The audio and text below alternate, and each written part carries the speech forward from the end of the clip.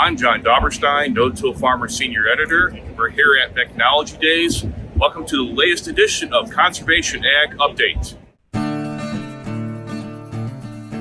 Conservation Ag Update is brought to you by Yetter Farm Equipment. Hey, welcome to the show. Great to have you with us, as always. No-Till Innovator Mike Starkey stopped by our studio the other day to talk about the 2025 growing season. Now, he's always looking for ways to improve his efficiency and really slash those input costs. So I asked him, hey, Mike, what's something new you're trying this year on your Brownsburg, Indiana farm? So I am trying different products to do that. And one product is called Source from Sound Products. With that product, I have several little mini research applications on the farm to see what is the best product to not only increase my yield, but to reduce inputs.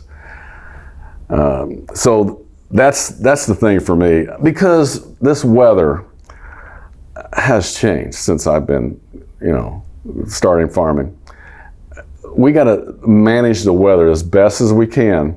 It's either extreme one way or the other, and so I feel we're ahead of the game with no-till and the cover crops and the soil biology. And if we can get that soil to provide the nutrients as best as we can, I think we'll keep moving on, especially since we have corn and soybean prices below normal production input costs. And Mike does his own on-farm research. He's trying multiple products to see which ones work best and if any of them work well together. And I'm glad he brought up that point about the weather, because there was historic flooding in the Milwaukee area a couple of weekends ago. No-tiller Ross Bishop got around 10 inches of rain in a day, putting the resiliency of his fields to the test in Jackson, Wisconsin. The water is going to affect the nitrogen that's in the soil for feeding the crop. And the soybeans, this will probably make them really good, because in August, they like to have a lot of rain to fill the pods. You can see in the field here, it's still sitting like 3-4 inches. That's going to take a while. And we got another 1/4 inch of rain coming tomorrow on Tuesday. So this is going to keep us out of the field for quite a while. Now, the flooding in Milwaukee was classified as a 1,000-year event, meaning it has a 1 in 1,000 chance of happening in any given year. Well, there's a 100% chance that McCain Vogel has something good in today's Cover Crop Connection. McCain, what you got? Thanks, Noah. McCain Vogel here with this week's Cover Crop Connection. Well, cover crops and no-till are a match made in heaven, and a few weeks ago, I had a chance to visit with Louisville, Pennsylvania no-tiller and innovative no-till manufacturer, Charlie Martin. He showed me the latest no-till innovation he and his team have been working on, and I even got a chance to see a live demo of the machine in action. Cover croppers are going to want to pay close attention here to this unique plant-right minimum disturbance no-till drill.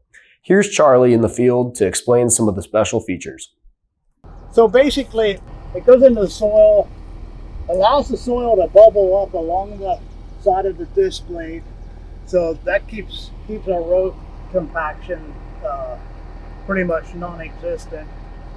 And then we have our depth wheel and closing wheel is all the same, and it hits that and pushes most of the dirt in right behind the blade.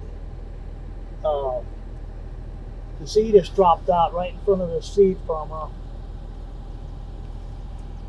And then there's a reverse angle on the depth wheel closing wheel to help close the trench. We can see that on the back side there. We have hydraulic down pressure on every row. This is a single acting cylinder on every row, and they're all tied together.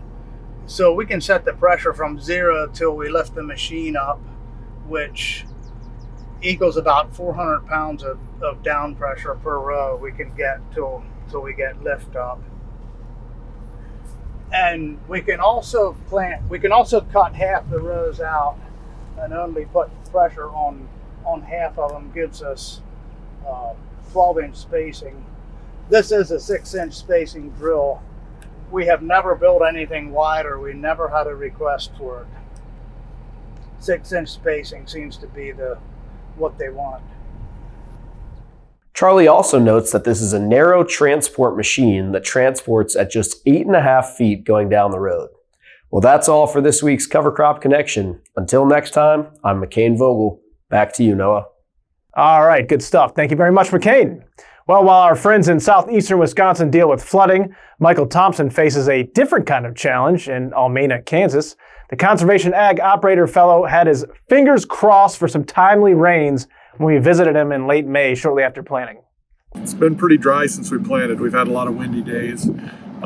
Probably there's been windy days being from 20 to 40 mile an hour winds, pretty sustained, pretty much since we planted. So it's drying out quite a bit. So hopefully that, the roots are going down and getting into moisture. There's still some moisture down there yet, but we're going to need some rains, and it's pretty dry for the year that we usually get a lot of our rains in this May, June time period.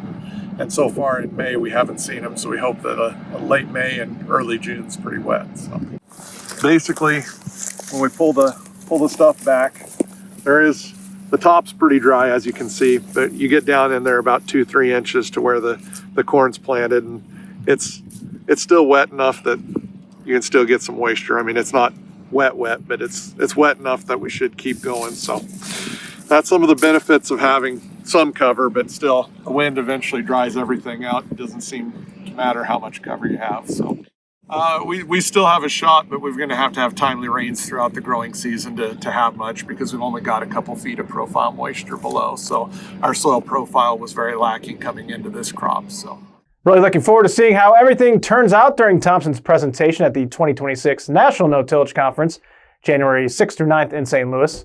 Speaking of that, in our video of the week, no-till legend Ray McCormick shares the light bulb moment he experienced at the conference a couple of years ago that really changed how he seeds cover crops with the combine. This is why you want to go to no-till conference. I'm sitting there, and Marion Calmer's talking about if your fodder is going through the combine, you're not picking the corn correctly. All of this should go through your head between the snapping rollers.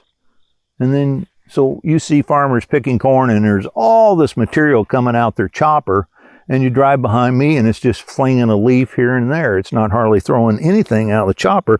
Makes it easier for the corn to fall through, but it also doesn't dislodge all of this. So your shelling or all your fodder material ought to go through the corn head, not the combine. So I'm laying in bed at night and I'm like, we can't drill. It's taking up my sun, and it's during harvest and it's chopping up the tires on it. And I kept thinking there's got to be a way to do it in one pass with the combine. So I'm thinking about putting it here, putting it there, doing all different kinds of things. And then suddenly, from Marion Calmer at the No-Till Conference, he's saying the fodder needs to go down through the head. And I went, bingo, we'll run the air tubes to right in front of the snapping rollers. So as all this goes through the snapping roller, it's mulching on top of the seed. All right, that'll do it for this week's story idea. You know where to find me. Shoot me an email, newman@lessermedia.com. Well, we are off to the Farm Progress Show in Decatur to get the scoop on the latest innovations in conservation ag. Say hi if you see us at the show. Until then, though, thanks for tuning in. Have a great day.